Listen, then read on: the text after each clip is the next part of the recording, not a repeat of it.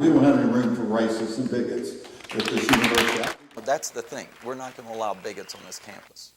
Is he going to go around and have a test for everyone to prove they're not a bigot? Joey Sennett says this article didn't come out of nowhere because the First Amendment protects hate and racist speech.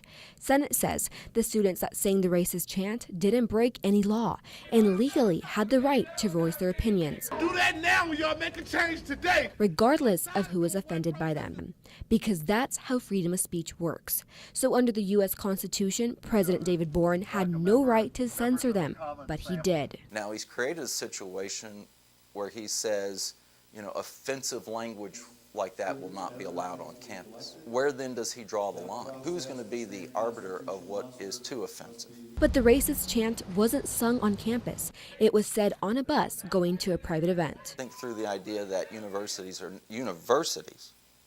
now going to be censoring adults for what they say off campus on their own time in private transportation. I asked this student how he felt about Boren censoring the SAE members even though they weren't on campus. The fact that he took responsibility for expelling students for expressing their freedom of speech off campus on a private bus heading to a private event and then punish the entire fraternity over it, I feel like that was a bit much. I feel like that's kind of oppressive. I also asked this OUN Herd member her thoughts on this issue, and she said what matters most in society is listening to your moral compass over the law written on paper. I'm a person, I have morals, and I think about, these things morally, my actions morally and legally, of course, before I do things. So I would just say there's a moral side to it, and that's what matters at this point. It really doesn't matter whether on paper it says it's right or wrong.